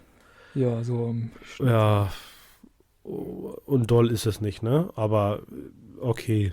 Aber Musik ist da. Das hilft ja vielen schon, den Schulalltag zu überstehen. Wir haben da nämlich so einen Ghetto Blaster, ne? Wo Ein siehst du Ghetto den denn? Blaster. Ist es nicht der Ghetto Blaster, der da auf der Bank steht, oder ist das eine Sporttasche? Ich glaube, das ist bloß eine Sporttasche. Ah, ich hätte jetzt meinen Allerwertesten darauf verwettet, dass das ein Ghetto Blaster ist, aber vielleicht ist es gar keiner. Na gut. Nee, ich habe die Tasche tatsächlich, glaube ich, so auch mindestens ein oder zweimal. Also Okay. die relativ cool. Du kannst an der Seite sogar die Klappe so aufmachen und so Ah, noch minimal was reintun. Also das kannst du tatsächlich auch benutzen, hm. ja, was reinzutun, ne? Na, aus meiner Tasche kommt Musik. Sehr gut, okay. Aber du bist ja halt auch da schon moderner unterwegs und sagst natürlich, für bestimmte Aufgaben gehört auch ein bisschen Mucke mit dabei. Genau. Wie zum Beispiel rhythmische Sportgymnastik. Die muss dabei sein, ja, genau. Ja, ist es Pflicht im Äh, Lehrplan? ja, ein bisschen tanzen ist auf jeden Fall Pflicht, ja, genau. Okay, Ja, ja. darf natürlich auch nicht fehlen. Haben wir auch die besten Erinnerungen? Oder vielleicht auch Ja, nicht? Nee, ja, eigentlich gar nicht. eigentlich nicht. Die meisten, da ist zwischen Fremdschämen und, ach, muss das sein, dass ich mich jetzt zum Löffel mache? Ja. Ja, Und ja, das Schlimme ist ja, also du weißt ja ganz genau, jeder muss das machen. Also sitzen wir alle im gleichen Boot. Also alle ja, der Klasse haben die gleiche Ausgangssituation. Jeder muss das machen. Und trotzdem, also jeder hat weiß keiner ja, Bock drauf. genau, und jeder weiß, wie schwer das ist, dass er keine Lust drauf hat. Aber trotzdem, die Leute, die davor Angst haben, die lachen die anderen kollektiv aus. Also es macht jeder so. Ganz merkwürdig. Da hätte man viel besser zusammenhalten können und dann sich vielleicht auch ein bisschen bestärken sollen und auch ein bisschen motivieren können, was dann dazu geführt hätte, die Aufgabe ein bisschen einfacher für alle zu gestalten, weil ich glaube, wenn du in dieser Tonhalle wärst und du hättest nur dem Lehrer zeigen müssen, dass du das kannst, dann wäre es kein Ding gewesen, aber halt vor der Gruppe, das ist, glaube ich, so der Faktor, der da ein bisschen mit reinspielt. Mhm. War es ein bisschen Naja, unangenehm. aber gut, irgendwo muss es ja auch herkommen. Du musst es ja, also ich sag mal, du stehst ja in deinem Leben auch noch vor anderen Situationen, ne? Ja, Und letztlich kannst du die ja einfach auch meistern. Also dann sagst du halt, okay, sieht blöd aus, habe ich da Lust drauf? Nein. Dann mache ich jetzt halt diese olle Rolle hier, spring danach nach oben, mach den halben Telemark, fang mich ab, mit den Armen zur Seite, steh ja. 3 Sekunden, Hm. nick dem Sportlehrer oder der Lehrerin vernünftig zu und dann ist man ja eigentlich auch schon wieder durch. Ja. Wir mussten damals aber eine halbe Stunde, ich weiß gar nicht, waren es 45 Minuten? Ich weiß gar nicht mehr. Also auf jeden Fall mussten wir eine halbe Unterrichtsstunde zur Aufwärmung gestalten mit Musik und mussten uns dazu bewegen. Also auch wie, Ist immer ganz schlimm. ja, rhythmische Sportgymnastik, das ist dann schon eine Hürde, da muss man sich auch fragen, Ja, okay. Gibt es da nicht vielleicht eine Alternative, mit der ich diese Leistung dann irgendwie auch erbringen könnte? Also, bisschen schwierig. Ja. Bei uns war gerne, ich hatte so einen Lehrer, der hat immer gesagt, hier bitte einmal kleine Feldgröße, immer Mhm. drumherum, also hier Volleyball-Feldgröße, ne? Mhm. Immer rumlaufen. Und wer sich von seinen Mitschülern reinschubsen lässt, muss eine Runde extra laufen. Oder muss irgendwie so Liegestütze machen. Und dann hat es auch so eine Art Wettbewerb ausgelöst. Ne? Ja, Also ja. man hat immer geguckt, wer will hier, wen kann ich reinschubsen, selber Mhm. nicht reingeschubst werden. Und danach warst du auf jeden Fall richtig warm. Ja, ja, ja. Ja, wenn du noch ein paar Liegestütze gemacht hast, ja. Sport auch wirklich komplett schwierig, teilweise, weil es halt einfach nur Wettbewerb ist. Und dann hast du halt eben Leute, die haben die physischen Voraussetzungen gar nicht, die haben die Motivation dann vielleicht auch gar nicht, was dann dazu noch hinzukommt und dann, ja, stößt du da auf so Ja, viele Probleme. Also, das Schlimmste ist halt gerade auch bei diesen Tongeschichten, ne? Also ich war dann gerne in der Mannschaft, der den Leuten da geholfen hat beim Reck. hm, Und du musstest hier den Hüftaufschwung machen, ne? hm, Und wenn da jemand kommt und der ist halt einfach bloß eine Böhnenform, wie will hm, der da hochkommen? Und dann ja. war das halt so, er muss sich irgendwie schwingen und dann stand links einer, rechts einer und dann wurde da rüber geholfen und dann hat der Lehrer gesagt, du hast es geschafft, das hast du eine 4 dafür gekriegt. So, also Ja, dann, ja, aus eigenem ja. Antrieb war es nicht zu machen, ne? So Naja, eine Leute hätte gut. ich gerne im Chemieunterricht gehabt, aber die gab es nicht. Na gut, anderes Nee, Thema. nee, Ja, nee, anderes Thema. Wir kommen jetzt hier endlich mal in die große Pause und wir haben Hunger. genau, jetzt wird es ein bisschen Ja, erfreulicher, ein bisschen erfreulicher als viele Leute im Sportunterricht. Hier gibt es nämlich Leckerbissen ohne Ende, muss man sagen, oder? ja, hier wird. Hier Alles wird. da, Hier der gibt es auf jeden Hausmeister. Fall. Der Hausmeister ist aber auch multitaskingfähig. Ja, Der hat auf jeden Fall den großen Hausmeisterschlüssel, wie wir ihn alle kennen. ja. Ne? Jemand, der Schlüsselmaster aus Matrix. Und er weiß ganz genau, was für was gehört. Mit den Hm. ganzen. Genau, und nebenbei in den Pausen verkauft er halt ein bisschen äh, Bockwurst im Brot, Hm. was zu trinken. Es gibt auch ein bisschen frisches Obst. Ja. Und hat er da jetzt hier gerade so ein Pizzablech oder sowas? Ja, Kuchen oder Pizza, genau. Er sieht eher nach Pizza aus durch den Rand, Ja, ja. Aber ja. irgendwas Aufgebackenes ist dabei, Schrippen sind dabei. Milch haben wir noch im Angebot, auch ein bisschen, ja, O-Saft oder so, oder zumindest irgendwelche Apfelsaft Säfte. sehe ich da, ne? Das Genau, Grüne, genau. genau. Also Für die schon, Leckermäulchen darf natürlich auch nicht der Hotdog, nee, hier, wer ist das nochmal hier? Der Muffin, wie heißt das Ding denn hier? Der das ist ein Donut. Bagel, oder? Ja, also, genau, Bagel oder Donut, ja, okay. genau. Ja, Ah, der bei Hausmeistern, da dachte ich mir früher auch immer, also weiß ich nicht, das ist ja ein Phänomen, dass die einfach einen Schlüssel haben, wo irgendwie 28 andere Schlüssel noch mit dran sind. Und ich habe mir gedacht, so ein Hausmeister geht irgendwann mal rum und fragt, dann brauchst du den Schlüssel noch? Und dann sagen die Leute, nee, der ist alt. Und dann sagt der Hausmeister, ja, komm, den mache ich jetzt mit an meinen Schlüsselbund mit ran, dann sehe ich einfach wichtiger aus. So kommen mir Hausmeister immer vor. Die haben aber viel zu viele Schlüssel. Keiner versteht, was sie damit machen, finde ich. ja, das ist so eine Art Modeaccessoire, ne? Ja, wirklich. Und da muss der auch Ja. raushängen. Jeder muss den Schlüssel sehen. Sonst, In der Tasche kriegst du den nicht. nee. Da Nee. reißt die Hose. Reißt die Hose oder ist unbequem. Hm. Ähm, und der muss auch gewisse Mindestvoraussetzungen haben. Und trifft ein Hausmeister den anderen, zeigen sie erstmal ihren Schlüssel und vergleichen. Und, du hast hier ja, habe ich. Du hast hier Oh. Uwex 219p. Ja. Und Ja. hinten noch ein Kreuzbart. Sehr schön. Was machst du denn damit? Guck mal, die Ja. haben die letztes Jahr haben die den neu geschliffen. Oh, das ist ein Kunststück, hä? Ja, Ja. genau. Ja. Na Und gut. wenn er den schmeißt, wächst kein Gras mehr. Nee, da ist ein Loch in der Wand. So. Genau. Aber wir haben hier natürlich auch wiederum eine Vermischung. Ja. Von der Sache her ist ein Hausmeister wichtig und ein Kiosk ist auch wichtig. Ja. Aber ein Hausmeister mit Kiosk ist irgendwie so ein bisschen grenzwertig. Finde ich auch ein bisschen dünn. Ist Ja. ein bisschen dünn, also ich sag mal, auf der rechten Seite steht denn seine große Werkzeugtasche. Ja. Und wir sehen natürlich auch den Akkuschrauber und die Säge und die Schippe und ein Besen ist da mit bei Pümpel, und Handfeger alles und Müllschippe. Was ist dabei? Ein Pümpel? Ja. Jetzt, genau. Das ist nämlich das Problem. was macht denn der Pümpel im Kiosk? Gute Frage, der ist noch frisch benutzt, der tropft noch Es ein ist bisschen. ein Essensbereich, der Ja. glänzt auf jeden Fall. Ja, wie frisch rausgezogen. Ja, ne, der ist, So, Ja. ja, gehört der ja eigentlich nicht rein. Da sind wir wieder, ne, mit unseren Hygienevorschriften. ja.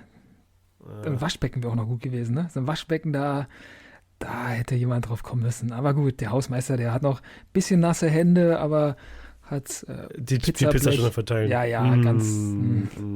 Nee, das Ja, vom du- Fett. Das vom Hoffen wir Fett. einfach mal, dass jemand das nicht hört, wenn er gerade isst, weil sonst ist ihm der Appetit vergangen. Guten Appetit, Ja. Leute, ne? Ja. Lasst es euch schmecken. Hätte man meiner Meinung nach vielleicht ein bisschen anders gestalten können? So Ich hätte vielleicht den farblich, oder? Hausmeister, nee, ich hätte glaube ich den Hausmeister weggelassen und hätte nur Kiosk gemacht. Ja. So, und wenn du jetzt mal so an hier Sommerfolge und so denkst, da gab es ja auch viele Strandsets, ne, so Strandkiosk und so. Hätte man vielleicht noch irgendwie so einen kleinen Stehtisch oder sowas machen können und dann glaube ich wäre das Set ein bisschen ruhiger, also runder geworden. Ja. Oder? Ja, so eine Kühltruhe wäre irgendwie noch ganz gut gewesen. Vielleicht noch so ein Ein Kaffeeautomat. Ja, so Kühlschrank oder Kühltruhe, irgendwie sowas. Ein bisschen, weiß ich nicht, so ein bisschen Varietät. Hier ist mir ein bisschen zu dünn. Einfach nur so eine Theke und hinten das Regal oder dieser Schrank. Ja, Das ist Wort ein fällt mir gar nicht Regal, ein.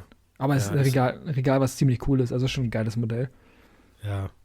Ja, also es ist okay, aber jetzt auch nicht. Also ist so Ich hätte die mittelmäßig. Hausmeister-Elemente rausgeschmissen und Ja, lieber komplett. das ganze Pausengedöns ein bisschen breiter Ja. aufgezogen, ja. Ein Eis oder sowas wäre vielleicht noch gut. Ja, deswegen mal so Also, mit Kühltruhe, genau, ja. Eis wäre perfekt. Oder macht Naja. da irgendwie einen Hausmeister hin mit Rasenmäher oder so und was weiß extra ich. aber. Ja, genau. Extra. Da muss alles extra sein. Ja, Ja. Dann lieber für einen schmalen Taler. Also kleines Set für einen schmalen Taler zum richtigen Aufsitzrasenmäher. ja. Ja. Naja, Der So, war Lars. da. Ja, in 4. Stunde. Wir haben uns frisch gegessen. Und wir haben jetzt auch gar keine weiteren Unterrichte mitgebracht. Ne? Es gibt keinen Matheunterricht oder keinen Deutschunterricht. ja. Das waren jetzt im Prinzip schon die Sets, die wir gefunden haben. Ja, wir sind durch, ne? Also das war's. Das ist, Zumindest mit dem Unterricht. Jetzt wollen wir eher noch mal den Schwenk machen. Wir müssen wieder zurück. Und da gibt es ja verschiedene Möglichkeiten. Und nicht jeder hatte den Schulweg, wie du ihn hattest. nee, das stimmt. Also erst die 300 Meter zu Fuß und dann halt mit dem Motorrad fahren, weil es so weit weg war. Ich hatte auch lange Zeit das ganze Thema Schulbus und musste tatsächlich eine Tour über die ganzen Dörfer. Ja, du hattest einen richtig weiten Schulweg einfach. Ja, Kannst war ja eine mal so Stunde. sagen. Ja, Es war eine Stunde, ja. 34 Kilometer oder was war das, glaube ich. ja. Und dann musste es überall anhalten und ja, genau. Und dann kommen wir direkt zum ersten Set, was wir da rausgesucht haben. Wieder mal in einem Blau, ein Schulbus im Funpark-Design. Produktnummer 9117. 911. Notruf, finde ich, passt ganz gut. Das ist ganz süß, ja. Ja, 2006 ist das Erscheinungsjahr gewesen. 2016, ne? Ja, 16, genau. Mhm. Ja, Ja, finde ich cool. Den Bus gab es ja, Entschuldigung, den Bus gab es ja früher öfter schon in verschiedenen Ausführungen, also ist an sich auch kein neues Element, werden wir auch gleich nochmal feststellen. So an sich finde ich diese ganze Funpark-Nummer ein bisschen überzogen, also da fehlt mir so ein bisschen, ja, der Sinn, muss ich sagen. Also ich finde cool, dass Ja. man den Funpark feiert, aber ja, komm. gibt es Mit- andere Bereiche, Ja. ne? Hatten, aber es ist so, glaube ich, unsere Standardkritik Ja, daran, ne? Dass wir auch so sagen, Wohnwagen mit Funpark. Genau. Warum? Ja. ja. Naja, gut, aber es gibt es ja auch noch anders. Den Playmobil Schulbus 5106, ein Amazon Exclusive. Wer Mhm. hätte das gedacht, dass wir hier schon wieder sowas haben, was es nur da gibt? Hm. Ist im Prinzip 1:1 das gleiche Set, oder? Ja, ist der gleiche Bus, ja. Genau, du hast auch wieder so ein Bushalten-Element mit dabei, du hast auch 2 Kinder mit dabei und auch da steht ein Kind in der Tür und wird gerade runtergeholfen. Mhm. Das Einzige, was ich bei diesem Set irgendwie cooler finde, ist, Also abgesehen davon von der neutraleren Farbe, alles in weiß gehalten, nur mit so einem blauen Streifen.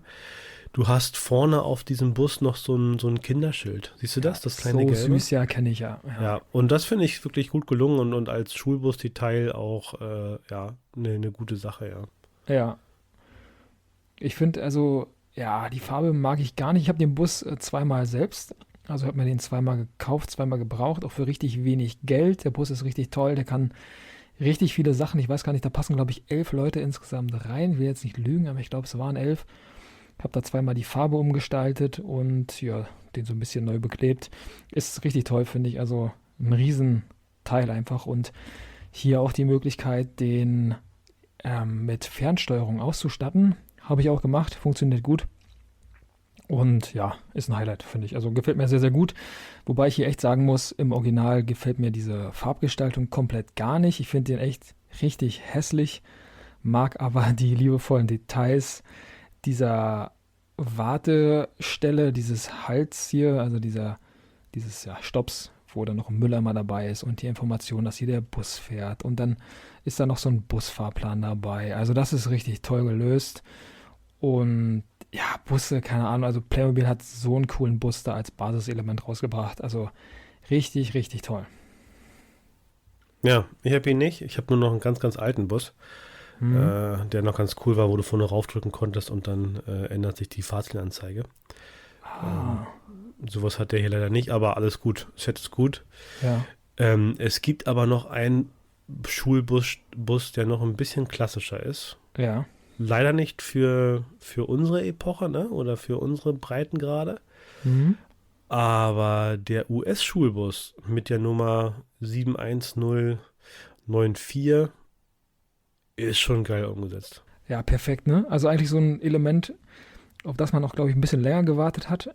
Hat sich, glaube ich, Playmobil nicht so richtig rangetraut, so richtige US-Fahrzeuge auf den Markt zu bringen. Und dieses Jahr ist das dann ein bisschen anders geworden. Also in diesem Sommer kam dann ab der zweiten Hälfte des Jahres kam ja auch der zweite Katalog des Jahres raus und da gab es dann auch darin enthalten dieses US Special. Also wir haben die amerikanische Feuerwehr, den amerikanischen Krankenwagen und eben auch diesen amerikanischen Schulbus und ey, ganz ehrlich, besser geht's nicht. Finde ich richtig geil.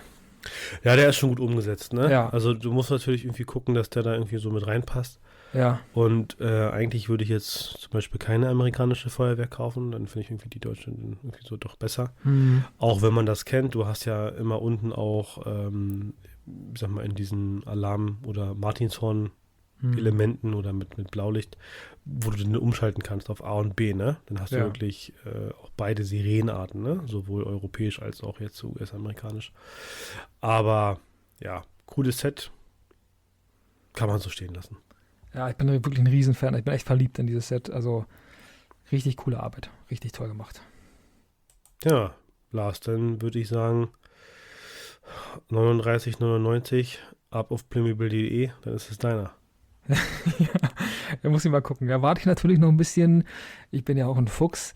Würde ich mir nicht neu kaufen, wie auch generell keine Produkte, außer wie gesagt den Citroën 2CV, also die Ente. Da werde ich mir den garantiert neu kaufen. Und ansonsten, ja, keine Ahnung, ein bisschen warten, dann wird er auch ein bisschen günstiger. Ja, Und ja, dann kann man da sein Schnäppchen auch in einem halben Jahr machen, dann ist er noch genauso gut. das musst du mit der Ente, glaube ich, auch machen. Nee, die kaufen wir direkt. Wirklich auf die. Ich liebe die Ente, ich brauche die. Okay, Das, ja. na gut. Der letzte Schulbus ist eher so ein bisschen, ja, umgebauter Van, ohne da jetzt jemanden nahe zu treten, aber ist halt so ein bisschen so ein Sonderbus, ne? So Also ein bisschen mit, Sonderbeförderung, ne? ja, Sonderbeförderung, genau. Also mit wenigen Kindern, alles ein bisschen schmaler gehalten. Wir haben auch eine Rollstuhlrampe mit dabei. Ja, Also auch mobilitätseingeschränkten Personen wird hier geholfen. genau. Und ja, kein klassischer Schulbus, aber doch als solcher zu erkennen. Mit einem doch sehr, sehr wilden Print. An der Seite sehe ich halt die Stifte, das Geodreieck, irgendein Schulordner und oben auch so ein Rollstuhlfahrradzeichen, dass auch jeder weiß, hier werden Schüler mit Rollstuhl transportiert. Ja, Darf er bestimmt auch drinnen sitzen bleiben, wird dann bloß irgendwie festgeschnallt mit ja. seinem Rollstuhl und ja. Ja. Ja, Finde ich auch cool, gerade weil ja auch ein paar Schulkinder noch dabei sind, die nicht im Rollstuhl sitzen. Also die fahren da anscheinend auch mit. Also ist das hier auch so eine Mischform irgendwie. Inklusion wird hier wieder groß geschrieben. Ist toll gemacht, auch ein bisschen älteres Set. Kann man daran erkennen, dass da nur 4 Zahlen in der Produktnummer sind. Und ja, gefällt mir gut. Ist übrigens, weil wir es vorhin ganz kurz einmal angesprochen haben, der gleiche Bus, den wir bei Chiros haben, bei Chiros Eiswagen. Das ist genau der gleiche ja, Renner hier unterwegs. Also ganz, ganz witzig nochmal abrundend zu sagen. Ja, natürlich haben wir noch ein paar Schulgebäude oder weitere Schulgebäude mitgebracht, die aber allerdings alle eine Besonderheit haben und nicht so aufgebaut sind, wie wir das von den Sets kennen, die wir gerade schon präsentiert haben. Wir haben hier nämlich alles in so einer Klappform, muss man sagen, in so einem Mitnehmkoffer, Philipp. und davon gab es eigentlich jede Menge, ne? Ja, Hat mich so ein bisschen verwundert. Ja, also es gab auf jeden Fall die Mitnehmschule mit der Produktnummer 5941. Wir haben wieder ein bisschen Erdkundeunterricht, wir haben ein bisschen hier, wir haben ein bisschen da. Ja, Mitnehmkoffer hat ja schon Tradition, was das Kommentieren angeht. ja, Ja, wollen wir direkt zum nächsten oder willst du zu dem noch was sagen?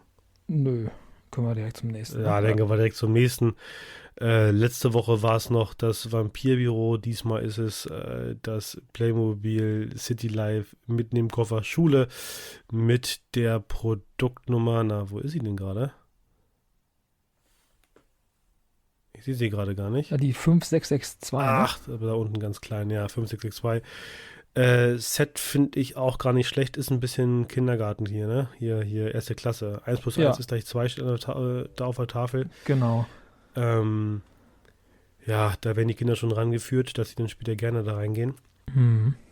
Ist, glaube ich, der coolere Koffer von beiden? Oder sagst du, ist egal, Ja, nimmt sich ja, beides sind nichts? beide ganz cool eigentlich. Ja, gut, da gibt es auch wieder ein bisschen Fahrrad, es gibt Schulbank, es gibt eine Lehrerin. Das läuft soweit. Und wer da noch nicht genug hat, der kann natürlich auch das Playmobil City Life Schulhaus mit der Produktnummer 6865 kaufen. Ja, auch wieder so ein bisschen, aber das ist kein richtiger Koffer, das ist tatsächlich schon wieder ein Schulhaus, ne? Genau, das ist ein fertiges Haus, ne? Ja, Genau. Passt so ein aber bisschen zu den auch nichts Tolles, Einkaufsläden. ne? Ja, finde ich aber auch ganz cool. Ist nur ein bisschen merkwürdig, dass da irgendwie, ja, da ist eine Eingangstür, sieht aus wie so ein Laden. Wollte ich nämlich gerade sagen, passt so ein bisschen zu diesen Geschäften, die es damals gab, zu dieser Einkaufszeile in dem gleichen Stil. Und das ist ja quasi das gleiche Element, bisschen ummodelliert. Und da finde ich es irgendwie ein bisschen dünn, dass du quasi wie in so einem Geschäft einfach in die Schule reinkommst und da ist der Klassenraum. Also das ist ein bisschen dünn. Ja. Ja, Aber gut, gut. hätte eine beschreibbare Tafel gehabt, ne? Ja, Ähm, das Coole ist ist hier, schön. ja, X-Verbinder. genau. Und bei dem Set ist cool, du hast Stifte dabei. Sehen wir auch gleich bei dem Heidi-Set, das wir vorstellen, um mal ein bisschen vorweg zu nehmen hier oder vorwegzugreifen. Wir haben Stifte dabei, die auf dieser Tafel schreiben und ich finde hier auch ein ganz tolles Element oder ganz tolle Elemente im Plural. Wir haben Lineal dabei und ein Geodreieck, alles, was du so brauchst, wenn du an der Tafel arbeitest, zumindest noch in dem Zeitalter der Kreide. Also da, ja, hat Playmobil schon sehr, sehr gute Arbeit gemacht und alle Details, die hier in dem Raum verfügbar sind, die sind auch wirklich toll. Also das ist echt eine schöne Umsetzung und klassische Farben. Also schon hell, freundlich, wie es in der Schule sein soll. Also schon ganz gut. Und rote Dach ist auch für dich okay? Ja, da geht's, finde ich. Da ist der Kontrast nicht so Sehr doll. gut, Da finde ich es sehr cool. gut. Okay. Wir hatten vorhin schon ein Set mit Schultüten und jetzt haben wir gleich noch eins. Erster Schultag mit Schultüten und vielen weiterem Zubehör. Playmobil City Life 71036. Gefunden bei uns auf Amazon. Mhm. Ja, ist mit Tafel, 3 Schüler, Schultüten, Lehrer mit Mütze, ist ein bisschen komisch. Ja, der Dude. Aber ja, ist auch gut, genau. gefällt mir auch. Ja, Schultüten sind ein bisschen neu überarbeitet worden. Ja, finde ich cool. Hier sind wieder grüne Stühle, mein Grün ist wieder dabei. Hier geht's aber farblich. Also finde ich auch okay, gibt tolle Ergänzungssets, muss man schon sagen. Und dann haben wir ein Set, das ja ist nicht ganz Schule, ist eher Kita und auch ein bisschen älter. Wir reden hier gerade über das Produkt mit der Nummer 5567. Da gibt es die Kita Sunshine. Also hier wird es ein bisschen anglizistisch. Ne? Oh ja. Ja, also ganz cooles Gebäude. Kita eben. Und ja, gibt auch ein paar Möglichkeiten da, seine Zeit zu vertreiben. Ist eine Menge aufgebaut, sind so ein paar Basiselemente zum Spielen dabei. Die Kindergärtnerin ist dabei. Farben, ja, Sunshine-mäßig gelb. Also das passt schon mal ganz gut, ne? Ich weiß gar nicht, warum haben wir denn eigentlich die Kita hier drin? Und nehmen wir die mit raus? Ich glaube ja, oder? Okay, alles klar, dann nehmen wir die mit raus.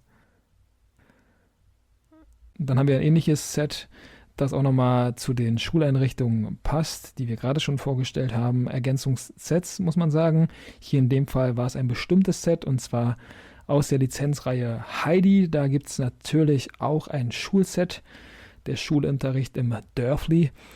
Produkt Nummer 70256 mit allen möglichen Extras auch wieder dabei. Ich habe mir damals ganz, ganz viele Produkte davon, gerade die Schulbänke, nachbestellt und auch den Tisch hinten, also alle möglichen Sachen, die es hier gibt. Die passen da ganz gut in die Westernzeit mit rein. Ganz, ganz toll gemacht, finde ich. Bin ein Riesenfan. Ich wusste gar nicht, dass Heidi da so ein Lizenzprodukt so war, mit Schule und allem drum und dran. Also habe ich erst jetzt in der Vorbereitung gesehen, dass es das Set überhaupt mal gab. Hm. Ja, die hatten eine Riesenwelt, die hatten sehr, sehr viele Produkte. Ja, haben Okay. sie auch ganz cool gemacht. Also gibt da echt eine ganze Menge. Ja, Ja, und und dann dann, gibt es natürlich noch eine zweite Welt, die du, ja, umfangreich zu Hause hast. ja, fehlt mir, habe ich letztens nochmal durchgezählt, mir fehlt ein bisschen verrückt auch, ich weiß auch gar nicht, was ich da gemacht habe, aber mir fehlt bei der Spirit-Reihe genau ein Set. Sonst habe ich alle Sets. Ich weiß nicht, ob das ein Flex ist, aber mir fehlt nur ein Set von der Spirit-Reihe, sonst habe ich alle. Und zwar ist es genau dieses Set, das fehlt. Also der Schulunterricht, die Produktnummer 70121 von 2019 oder aus dem Jahr 2019. Die Schule beziehungsweise die Schulsituation, ja, die fehlt mir. Also Schule in Miradero, so heißt der Ort, wo das ganze Leben da stattfindet. Auch wieder richtig cool. Gibt sogar Kuchen hier im Unterricht und das ist ja immer eine schöne Ablenkung, die man da in der Schule hatte. Läuft. Ja, Läuft. ja, also ich Genau. glaube, zusammenfassend kann man sagen, wir haben eine riesen Auswahl an Schulprodukten. Philipp, du hast noch ein paar Sachen rausgesucht, die so ein bisschen auch, ja, zur Alltagssituation in der Schule passen. Er hat sich zumindest Playmobil nicht lumpen lassen und hat natürlich auch noch ein bisschen Merchandise rausgegeben. Und ja, damit du es vermeidest, dass du beim Sportunterricht ohne Hose und ohne T-Shirt dastehst, gibt es natürlich auch 3 verschiedene Tonbeutel.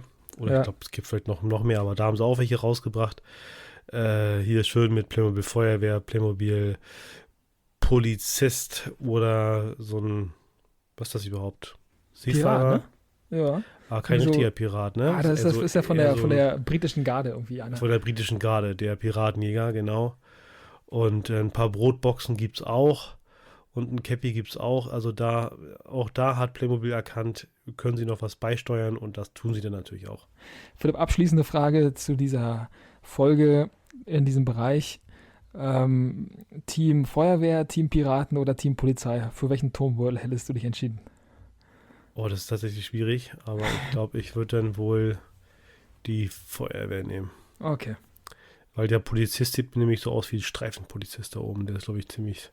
ja, Der hat nicht so viel interessante äh, ja, Alltagssituationen. Dann glaube ich lieber okay. Feuerwehr. Den ganzen Tag rumsitzen, Pizza essen, ein bisschen spielen, am Sport machen. Und wenn ein Einsatz kommt, dann raus und Feuer löschen, ist doch, glaube ich, cooler. Ja, okay. Ja, so, jetzt haben wir das ganz schön verallgemeinert. Aber, aber ist natürlich nicht so. Manchmal arbeiten die natürlich auch ganz viel lang durch und haben keine Pause und hast du nicht gesehen, ist uns alles Hm, bewusst. Aber ich glaube tatsächlich, dass Feuerwehr schöner ist okay. als Polizei. Ja. Hm. So, und du?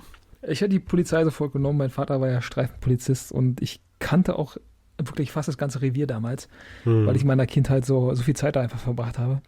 Und dann habe ich ja irgendwann mit 14 mein Schulpraktikum da auch gemacht. Das war eine Riesensache und eigentlich wollte ich auch entweder Polizist oder Lehrer irgendwie werden. Und ja, Polizist wurde mir, nachdem die da irgendwie im Laufe der Zeit immer mehr Stellen abgebaut haben und man als Polizist irgendwie gefühlt gar keine Rechte mehr hat und immer mehr beschimpft und mit Steinen beworfen wird, fand ich da den Beruf des Lehrers ein bisschen cooler irgendwie, ja. Naja, interessanter. Hm. Naja. Ja, Lars, dann lass uns mal zu den wichtigen Fragen des Lebens kommen. Genau, jetzt geht's nämlich richtig heiß her und wir spielen, nachdem wir alle Schulsets besprochen haben, eine Runde, die wir natürlich schon kennen, und zwar eine Runde Kopf oder Zahl. Ja, und wir begrüßen euch wieder zu einer neuen Spielrunde von Kopf oder Zahl hier bei Playmocast. Seid bereit für die 5 Fragen und habt viel Spaß. So, herzlich willkommen zu einer neuen Runde unserer Spielrunde. Herzlich willkommen zu Kopf oder Zahl. Ich habe bei der ersten Frage, Philipp, so einen kleinen Rückbezug auf die Wiltopia-Folge, auf Folge 12. Und zwar habe ich da Animalisches mitgebracht und möchte dabei von dir wissen, ob du dich für Pausen sind wichtig. Für Flipper oder Free Willy entscheiden würdest. Ja, Free Willy kenne ich ja noch hier mit der Orca mit der geknickten Rückenflosse. Ja. Und Flipper war ja der Delfin, das weiß ich auch noch. Ja. Was hat ein Flipper nochmal ausgemacht? War der nicht irgendwie hier Lassie des Meeres oder so? Ja, ich glaube, für Laien kann man das ganz gut so zusammenfassen. Ja. Doch. Also war das so ein bisschen US-amerikanisch? US-amerikanisch, genau. Ja. Genau, und irgendjemand hat einen Delfin und die erleben ständig Abenteuer? Ja, so im Dreh, ja. Genau. War also auch Serie, ne? Statt Spielfilm, oder? Genau, war eine Serie, genau. Irgendwie, ich habe gelesen, ich glaube 3 verschiedene Staffeln, relativ viele Episoden. Irgendwie aus den 60ern, glaube ich. Bin mir da auch nicht ganz sicher, aber schon ein bisschen älter. Ja, und ein absoluter Kult, glaube ich. Ja. Nicht für mich, aber Nicht für viele. dich, genau, ja. Und Free Willy auch bekannt, glaube ich, ne? Ja. Aber auch 90er, ne? Mitte der 90er? Ich glaube auch, ja, Ende der 80er, Anfang der 90er. 93 sehe ich gerade, 93. 93. Halleluja. Ja. Ja, ist eine schwierige Entscheidung. Gab es bei Free Willy nicht auch noch mehrere Teile? Ja, gab mehrere Spielfilme, würde ich auch sagen. Ja, und da gab es diese Schlüsselszene, ne? Wo der Orca dann über diesen Staudamm da, ne? Über diese, Ja, zum Abschluss da des so Films. Ja, rübergesprungen ist, ne? genau. Da gab es diesen Hechtsprung. Ja. Orca sind richtige Killer, weißt du das eigentlich? Nee, weiß ich nicht. Ich habe mal einen Bericht über Free Willy gesehen damals, Ja. wie man den irgendwie noch retten wollte und wie er dann, glaube ich, aufgrund der fehlenden Anpassung irgendwie in Skandinavien, irgendwie Norwegen oder so, glaube ich, vor der Küste auch gestorben ist. Also war er nicht wirklich lebensfähig, ne? Nee, genau, Oder wie? genau, ja. Okay. Und das ist ein richtiger Killer, ja? Ja, richtige Killer, ja. Die habe ich gesehen, denn die jagen tatsächlich im Rudel. Mhm. Und wenn dann so eine kleine Robbe auf so einer Eisscholle ist, dann schwimmen die da unten gegen, bis sie da runterfliegt. Upsi.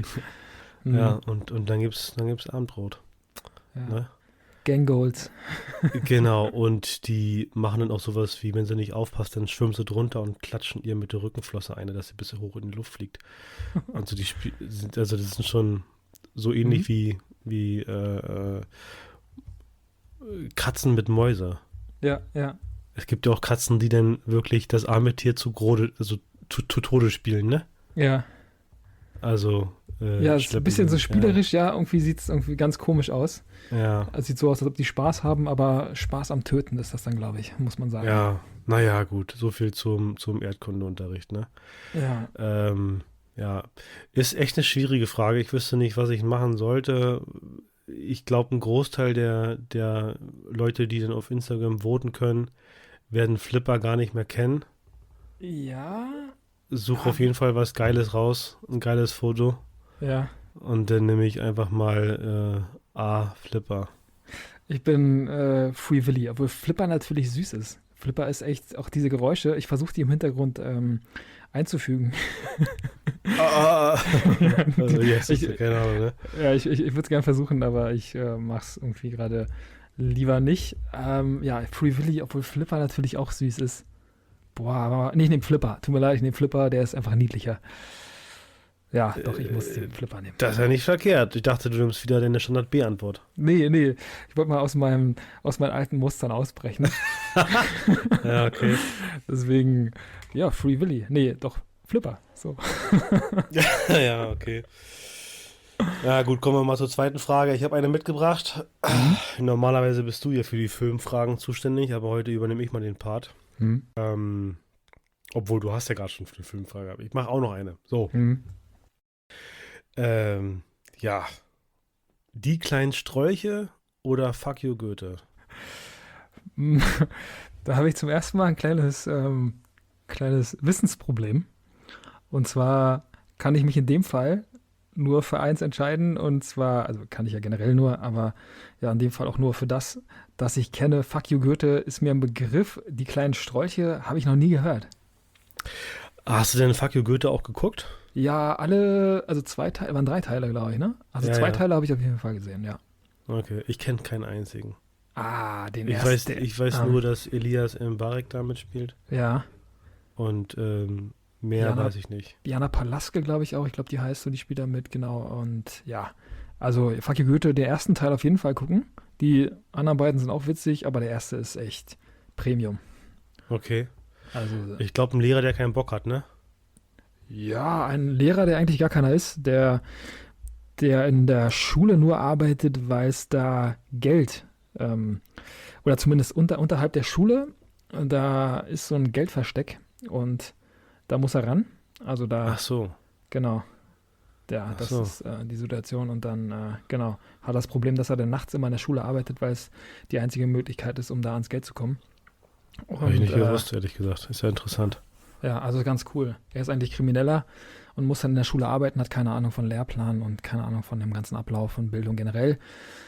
Pädagogik ist sowieso nicht so sein Thema und dann tastet er da sich ran und ja, ich glaube, weil er auch relativ nah an den Schülern dran ist, weil er ja teilweise Problemschüler hat. Problemschüler immer ein schwieriges Thema oder schwieriger Begriff, aber er ist ja selber so ein bisschen einer von denen und da kann er sich ganz gut mit denen, ja, zurechtfinden dann am Ende.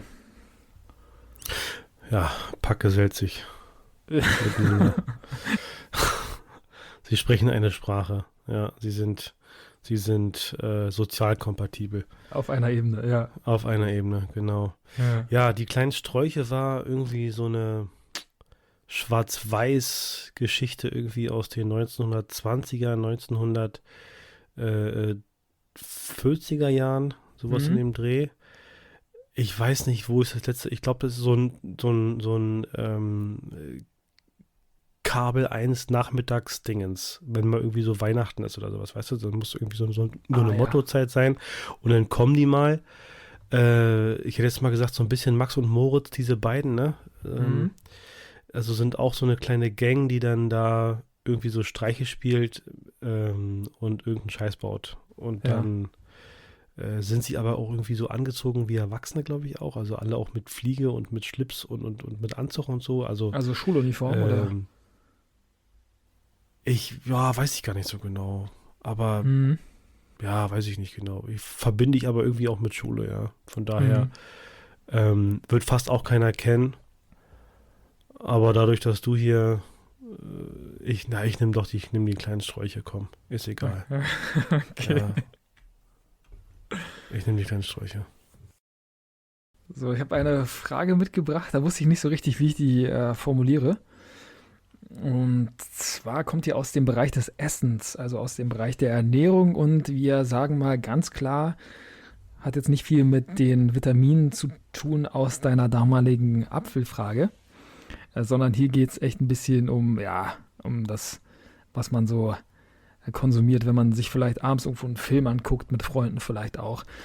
Es geht um Chips, und zwar Chips im Besonderen. Wir haben einmal, ja, wusste ich nicht, wie ich es nennen soll, also einmal Tortillas oder Nachos. Ich sag mal einmal Nachos. Das ist, glaube ich, ganz gut, um das darunter zu brechen. Nachos, und dann habe ich einmal Pringles genannt. Da bin ich auch noch nicht so ganz gut mit dem Begriff, weil Pringles ja die Eigenmarke ist. Also vielleicht Nachos oder Stapelchips. Stapelchips ist, glaube ich, gut, ja. Okay. Ja, die kennt man, ne? So, Ja, auf jeden Fall, ja. ja, Salzletten oder wie die Dinger da hießen. Oder keine Ich Ahnung. meine aber so Stapelchips in so Pringles-Art. In Pringles-Art. Ja, die gab's auch. Ich weiß, was du meinst, ja. Pringles hat ja mal ihren Hype, ne? Da gab's ja auch, weiß ich nicht, 100 verschiedene Sorten. Ja, Ganz, genau. ganz verschiedene Sachen. Ja. Aber bei uns sind tatsächlich die Tortillas sind hier ja schon fast Pflicht. Also, wenn hier Filmeabend ist, dann Tortillas, meistens auch noch mit so ein bisschen mit Käse überbacken Hm. und scharfe Soße hier, ne? Bisschen Käsedip und so ein Zeug. Genau, dann wird es schon in den Kühlschrank gestellt und dann muss man es aufessen und dann, ja, schaffen wir hier auch eine Tüte am Abend. Ja. Auf einen tiefen Teller. Das ist auch für alles. Das muss getrennt sein. Wir dürfen nicht bei denselben haben. Weil meiner ist meistens vorher weg. Und dann die milde Salsa-Soße ist hier das Must-Have. Ja, also Ist bei auch mir ganz richtig klar. lecker, ja. Ja. Ja, Antwort A. Okay. Ja, ich finde Pringles sind richtig toll, und ganz merkwürdig ist für mich immer, oder keine Ahnung, ich mag die Grünen am meisten, diese Sour Cream, heißen die Sour Cream and Onions? Nee, ich glaube ja, die heißen Sour Cream and Onions oder nur Sour Cream. Die Grünen auf jeden Fall, richtig lecker. Pringles sind ja auch irgendwie so ein Phänomen. Ich finde Pringles einfach richtig lecker, also die perfekten Chips eigentlich, und jetzt gibt es ja da auch irgendwie ganz, ganz viele Sorten. Gibt auch Pizza, die richtig eklig schmecken. Also so Pringles mit Pizzageschmack, die sind nicht so lecker. Und obwohl ich riesen Pringles-Fan bin oder Fan von Stapelchips, finde ich diese Nachos noch ein bisschen geiler, weil die sind einfach perfekt. Also kennen wir, glaube ich, alle aus dem Kinobesuch, wenn wir uns nicht für Popcorn entscheiden, sondern für Nachos mit dieser Käsesoße. Da gibt es ja auch verschiedene Varianten. Die Salsa-Soße, die du schon besprochen hast, die ist richtig, richtig lecker. Also ja, Nachos sind einfach ein Traum, finde ich. Ja, meistens hast du ja dann auf diesem Tablett im Kino hast du ja zweimal eine Ecke, ne? Links und rechts, und kannst Ja. dann quasi auch beide Soßen haben, kannst ein bisschen mischen da, ne? Ja, Und die sind immer viel zu teuer. Also keine Ahnung, was Ja, was da viel im zu Kino, teuer. Ja, wirklich, was die da viel haben zu wollen. Ey. teuer. Verrückt. Ist einfach nur, ja gut, die wollen auch alle leben, ne?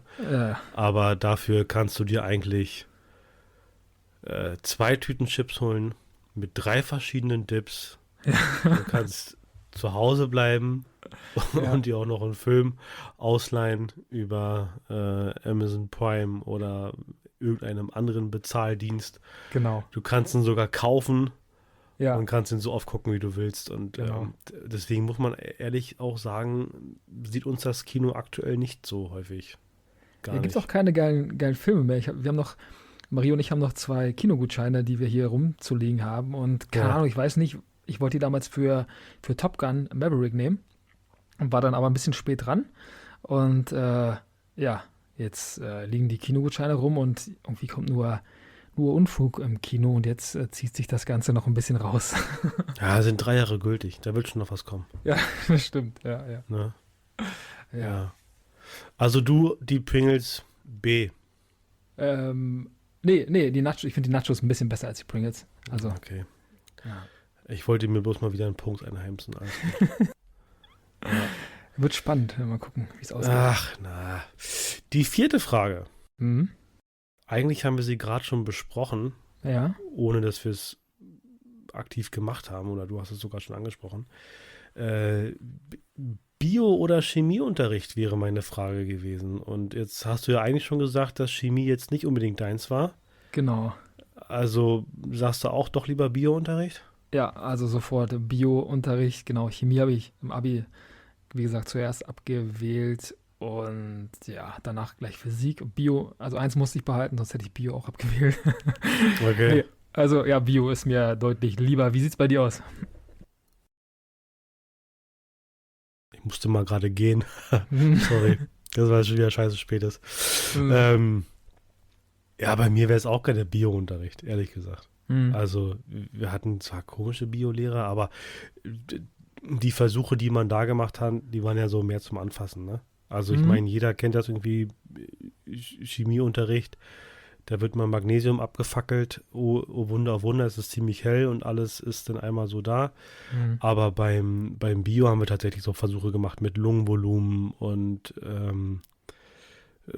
Brot zum Schimmeln bringen und Stärke nachweisen und das war doch alles irgendwie doch ein bisschen interessanter, oder? Ja, finde ich auch. Wir haben den pH-Wert noch gemessen. Das war Ja, noch cool von irgendeinem See oder so und haben dann geguckt, was da für eine Kultur vorhanden ist und welche Bedingungen der See haben muss. Und also so eine Sachen, die waren echt ganz cool. Mein Klassenlehrer war auch Biolehrer unter anderem und mein Klassenlehrer war echt, ja, göttlich. Also der war echt cool. Das ein ist richtig guter. cooler. Ja, perfekt, wirklich. Hm.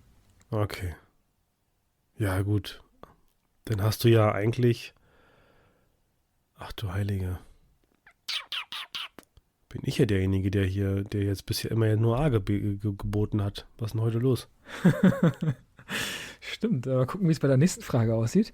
Die nächste Frage kommt, wie auch meine vorherige Frage, aus dem Bereich der Ernährung. Auch wieder nicht Ah, gesund. Also heute gibt es ein kleines Leck. Hier fehlt ein bisschen Aufklärung im Bereich der Ernährung. Kein Problem, wir holen das nach. Aber in der Schule war man natürlich dann auch froh, wenn es ein paar Süßigkeiten gab.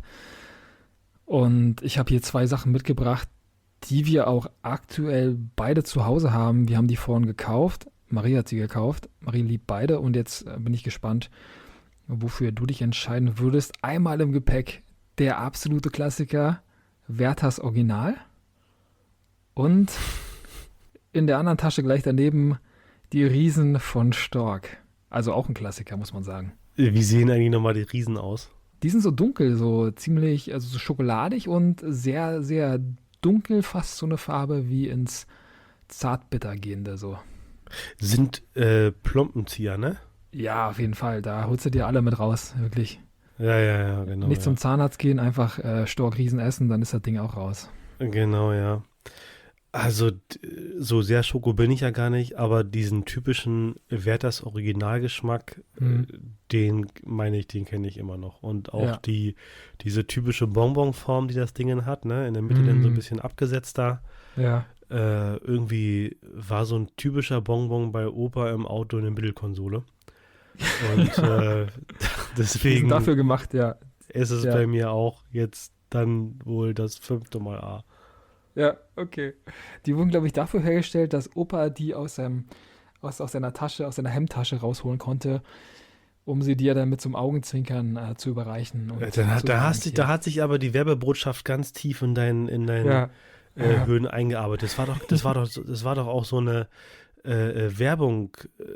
Werbungselement, ne? Ja, waren die da nicht in dem Laden? Waren die nicht in dem Werthers Laden und haben sich dann, glaube ich, Nee, nee, das von war der doch Verkäuferin? das war der, glaube ich, der Erste, der irgendwie den ersten Nachschicht immer sofort oder sowas. Ah, okay, das werde Keine ich Ahnung. nachliefern. Da werde ich natürlich nochmal gucken, weil ich kann mich an so eine Ja, Szene erinnern, wo die in den Laden gehen und dann liegen da Werthers rum und die wissen, glaube ich, gar nicht, was sie kaufen und dann kommt die Verkäuferin und gibt dem Jungen so ein Werthers. Ich bin mir aber nicht ganz sicher, ob die Geschichte so wirklich abgelaufen ist, aber ich glaube, das das, war eher Stork Riesen, das kann auch sein, ja. dass das da war. Und den Hm, ersten hat er immer sofort genascht. ja, Ja, das kleine wurde dann Naschkatze. später noch parodiert in verschiedenen Formen. Okay, Mit, okay, mit ganz komischen Abwandlungen. Naja. okay. Ja. Ja, ich bin ganz klar Nimmst du B? Team A. Ich hasse nicht, aber Schokolade ist echt nicht so meins. Also auch gerade diese Blondenzieher, die sind ein bisschen böse und dieser Karamellgeschmack, diese Karamellbonbons von Werthers Original, die sind einfach auch nicht irgendwie so zu ersetzen. Also es gab einfach nichts, was besser war und Werthers gab schon so früh. Also es war einfach allgegenwärtig. Da kam nie ein Vergleichsprodukt, das im Bonbon-Bereich, finde ich, auch nur annähernd so konkurrenzfähig war. Deswegen Das ist interessant. Also ich hätte jetzt zum Beispiel, hättest du mich jetzt gefragt, ist Werthers Original überhaupt noch da? gibt es noch, ja. Oder gab es das nur damals zusammen mit der Kristall-Pepsi?